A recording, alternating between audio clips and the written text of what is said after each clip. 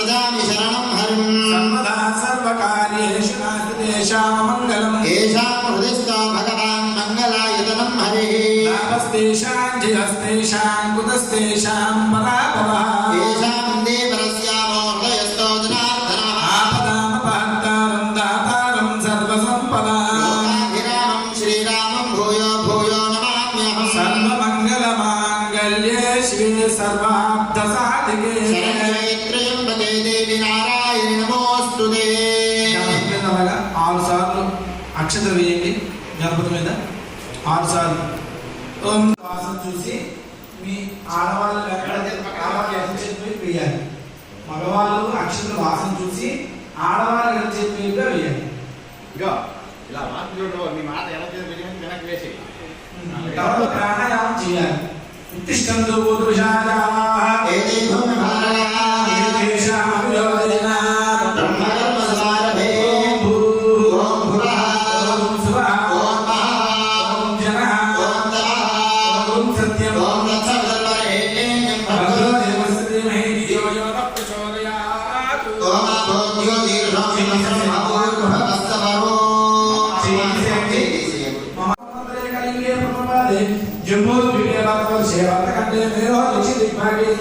ईशान्य प्रदेशे गंगा गोदावरी मध्य देशे वंशधा नागावली मध्यस्थे श्री पूर्व मंडले विजय भवानी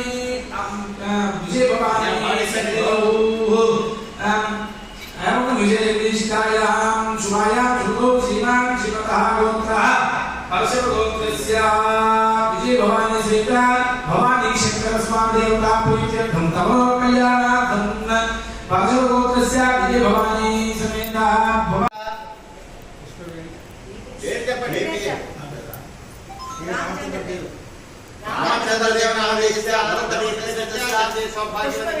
पुष्पवेणी नाम धेयस्य पृथ्वीराज नाम धेयस्य वरुण कुमार नाम धेयस्य कृष्णवेणी नाम धेयस्य दर्शित नाम धेयस्य अद्वैत नाम धेयस्य सह ब्रह्मस्य क्षमाभिवृद्ध्यर्थं गंधसेव गोत्रोद्भवस्य गोविंदराव नाम धेयस्य तद्धर्मपत्नी समेतस्य सुगुणा नाम धेयस्य पृथ्वीराज नाम धेयस्य नदिया नाम धेयस्य नितिकाश्री नाम धेयस्य भुवन कामेश नाम धेयस्य सह ब्रह्मस्य क्षमाभिवृद्ध्यर्थं नागर गोत्रोद्भवस्य संजय नाम धेयस्य तद्धर्मपत्नी समेतस्य अपल नरसम्मा नाम धेयस्य श्रीनिवास राम नाम धेयस्य अरुणा नाम धेयस्य लोकेश नाम धेयस्य लता नाम धेयस्य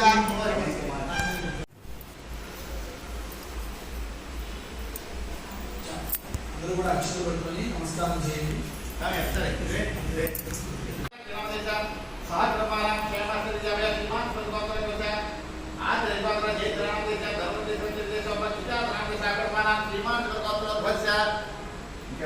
నాగభూషణం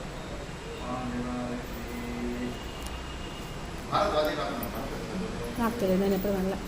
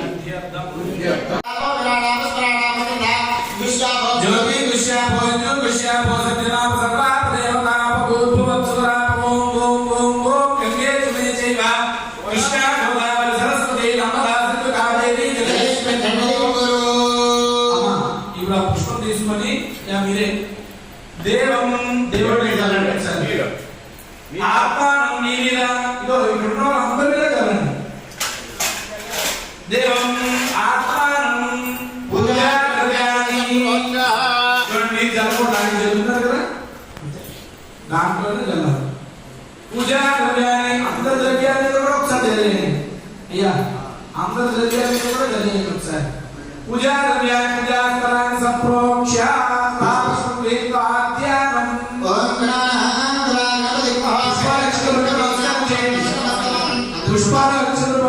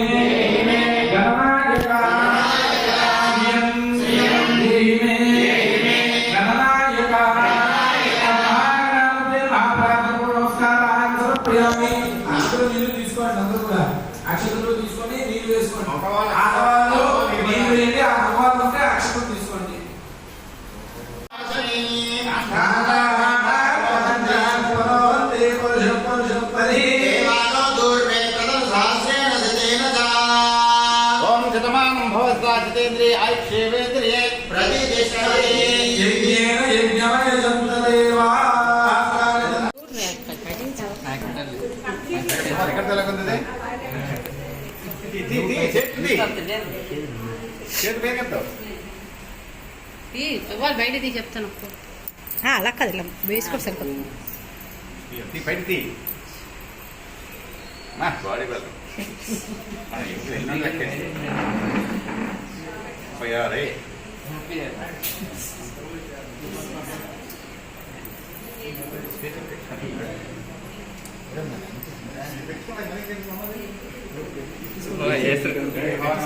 యూట్యూబ్లో యూట్యూబ్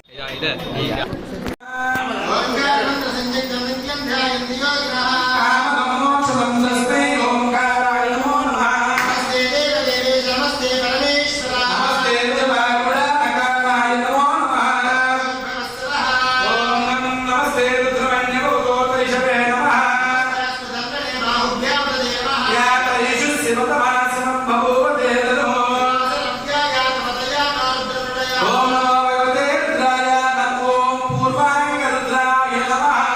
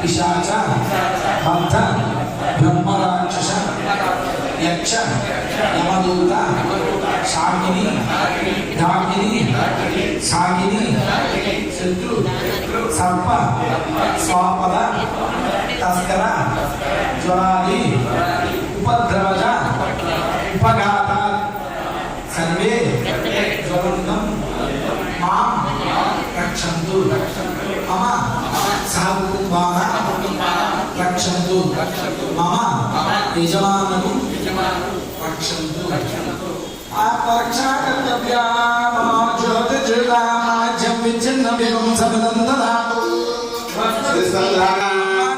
విస్త్యాదయాం సోమస్వారాజానుతేన వ్యవస్థాన్ రోర్వైయో పరివస్తేనస్తు యంత్రామనంద దేవాయ నమః వేదాయ రామగోసి వైశ్వానరో ఇది భావైద్యుతోసి సదా ప్రయాణమానాయ లోకో జంబుష్ఠం దదదభ్యోతార ఇత్యాచక్షతే శుశ్రూషపుత్ర నానో హృద్యతమా దిష్టో హృద్యతమః దిష్టో బ్రహ్మణో భవతి ఏవం వేద అన్నప్పుడు శివశక్తి కల్పమస్తు అని మీరు చెప్పాలి సరేనా అందరూ కూడా ఏనేనం భూతం భవనం భవిష్యత్ పునర్నివేదం తేన సర్వం ఏన యజ్ఞస్థాయతే సత్తవదానం మే మనస్సు సంకల్పమస్తు ఏన కర్మాణి ప్రచరంతి ధీరాయ తమ వాచా మనసా చారయంతి సంవిదం మనస్సంజలంత ప్రాణస్తం మే మనస్సు సంకల్పమస్తు ఏన కర్మాణ్యపసో మనీషిణో యజ్ఞే శృణ్వంతి విదధేషు ధీరా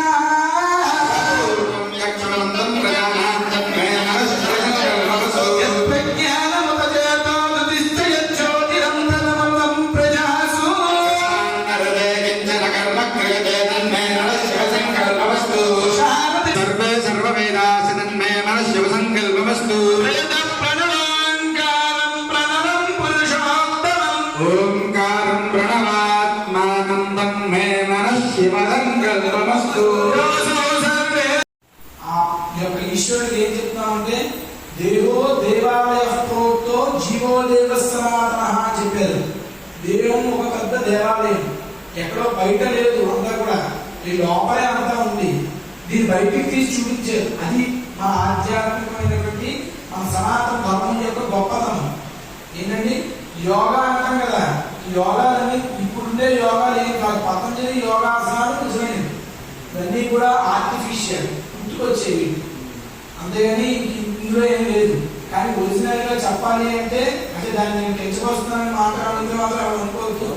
అది నేను కించపరిచేటటువంటి ఉద్దేశం అయితే నాకేం లేదు. కాకపోతే ఏంటంటే యోగా అనేది అది యోగా పతంజలి యోగ సూత్రాలలో మాత్రం రచించింది యోగా. అది గాలి ఎంతలా పీల్చుకోవాలి, ఎంతసేపు ఎలా ఉండాలి అనే దాన్ని మొత్తం కూడా అందులో రాసి పెట్టించారు పతంజలి. కాబట్టి అవన్నీ కూడా చాలా పెద్ద కరకాలు. దేవో దేవాలయ ప్రోక్తో, ఈ యొక్క దేవమే ఒక పెద్ద దేవాలయం.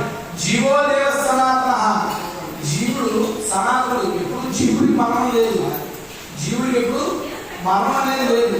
ఈ యొక్క శరీరానికే ఈ యొక్క బంధాలు, బాంధవ్యాలు, రాగద్వేషాలు అన్ని కూడా ఉన్నవి. ఈ యొక్క శరీరంతో మాత్రమే ఇవన్నీ పట్టుకుని ఉన్నాయి. జీవుడు ఎప్పుడు కూడా ఆయన మరణం అనేది లేదు. ఆయన నిశ్చలమైనటువంటి ఒక పరతత్వంలో కలిగి ఉంటాడు అన్నమాట. ఆ ఆత్మ అది ఎంగిలి కూడా కానిలేదు. అది దేవో దేవాయ జీవో దేవ అదే అజ్ఞానం. అజ్ఞానం అనగా ఏంటి? నేను ఎక్కడో లోపం లేను, లేకపోతే ఇంకోటిలో లేను, అందులో లేను, అక్కడ లేనురా. అంతటా నేనై ఉన్నాను, అంతటా నేనై ఉన్నాను. ఎందులో లేదు చెప్పండి? గాలి జరుగుతుంది, చూపించగలమా? దాన్ని అనుభవించగలం అంతే. నొప్పి వస్తుంది, చూపించగలమా? అనుభవించగలం. చూస్తున్నాం, చెప్పగలమా? ఈ చూపించండి. క్రియాశక్తి ఇచ్చా జ్ఞాన క్రియాశక్తి ఇచ్చేవాడే ఈశ్వరుడు. ఆయనే ఈశ్వరుడు. అదే అమ్మవారు. కిందనంతా కూడా అమ్మవారు, పైనంతా కూడా ఈశ్వరుడు. ఎప్పుడు కూడా ఆయన ముద్దలోనే ఉంటాడు. అలా ఎందుకు స్వామి గారు ఉన్నారంటే స్వామి మనందరి కోసమే అన్ని శాపాలు తీసుకొని తను వచ్చాడు కిందకి. ఇలా ఉంటేనే భూమండలం అంతా కూడా సృష్టి జరుగుతుంది. సృష్టి చేయడం జరుగుతుంది, సృష్టి చేయడం తెలుస్తుంది. కాబట్టే స్వామి గారు వచ్చారు. లేకపోతే ఆయనకేమి ఇంకోలా స్వామి వల్ల శ్మశానవాసి అంటారు కదా.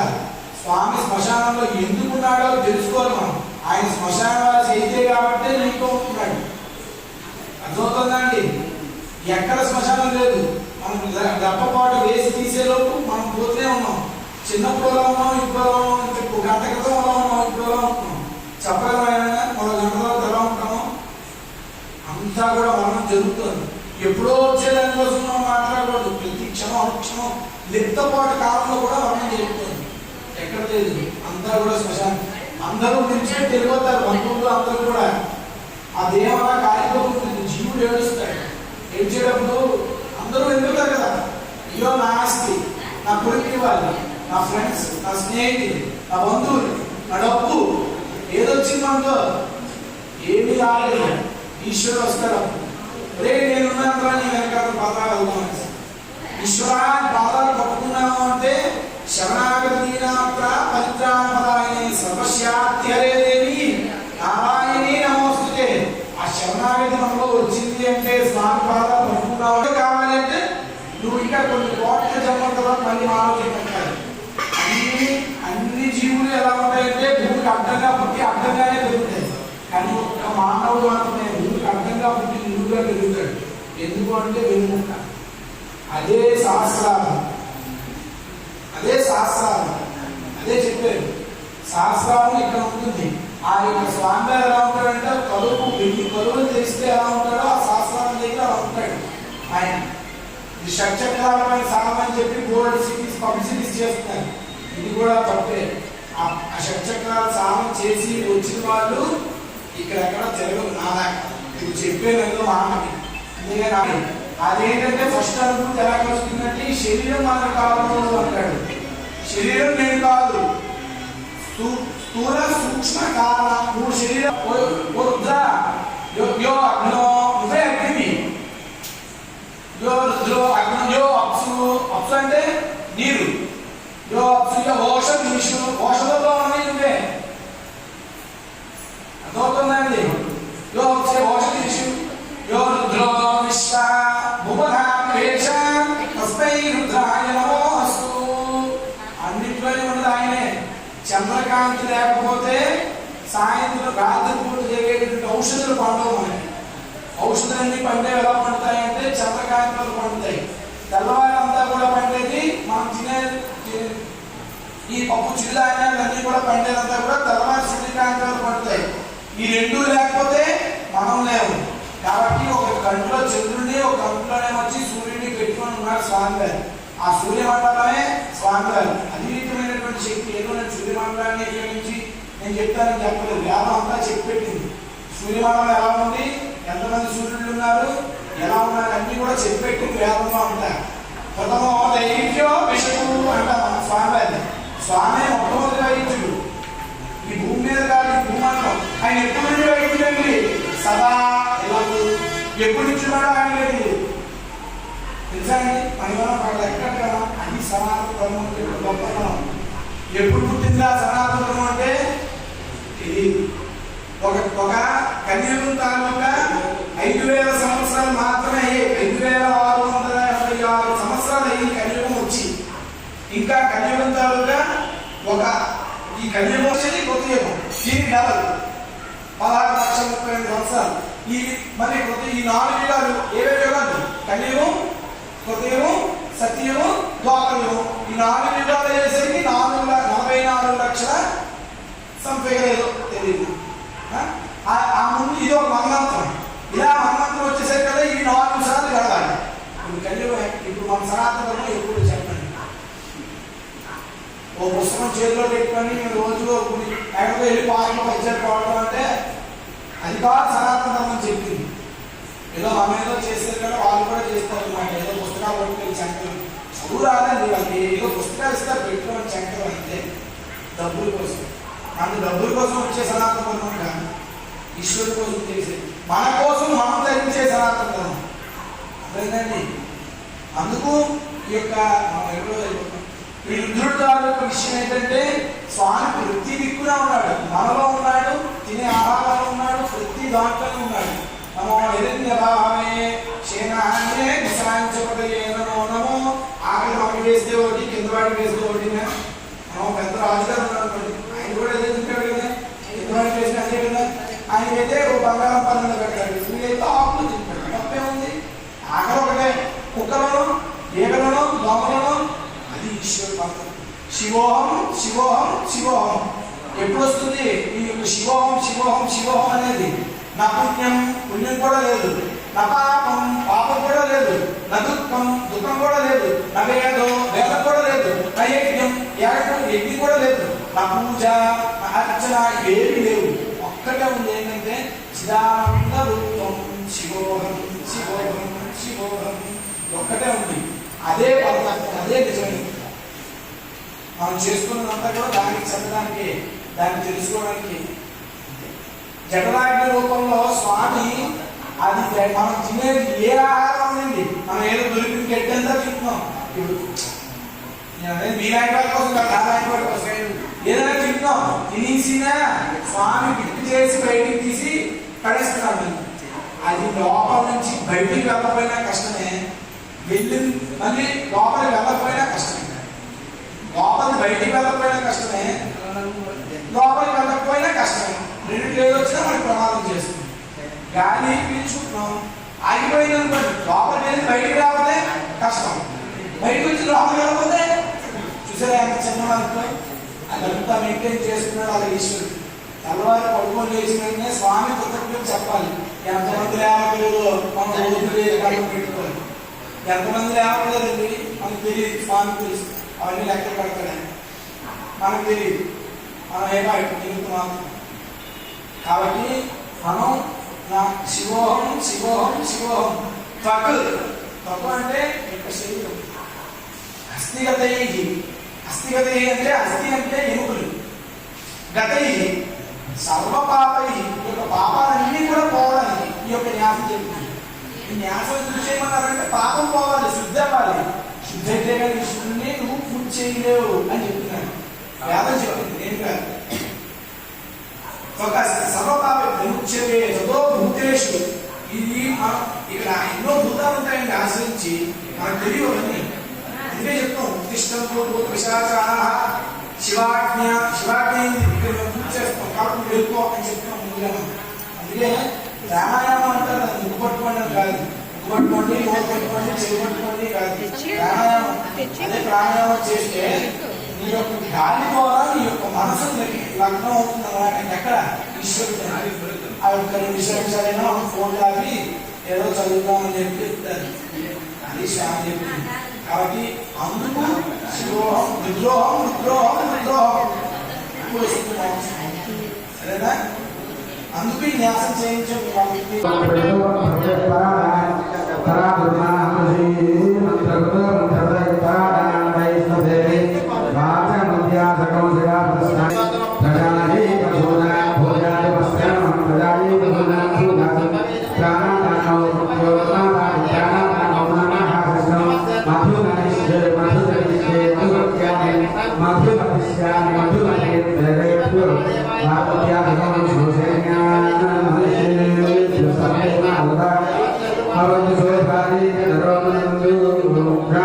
శాంతి శాంతి ఓం శన్నో మాతృసవదామ అరిష్టాసన్నస్త భూర్యా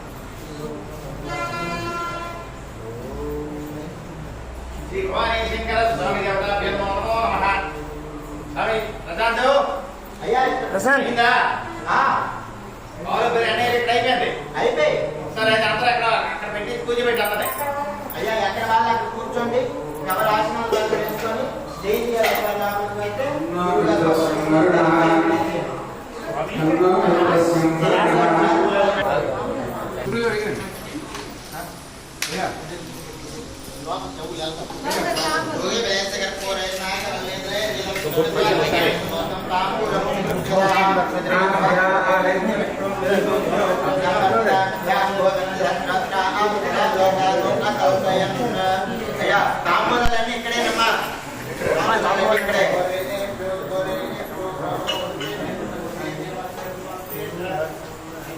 కుంకుమ కావాలి కదా అందరూ ఒకసారి నిల్చోండి.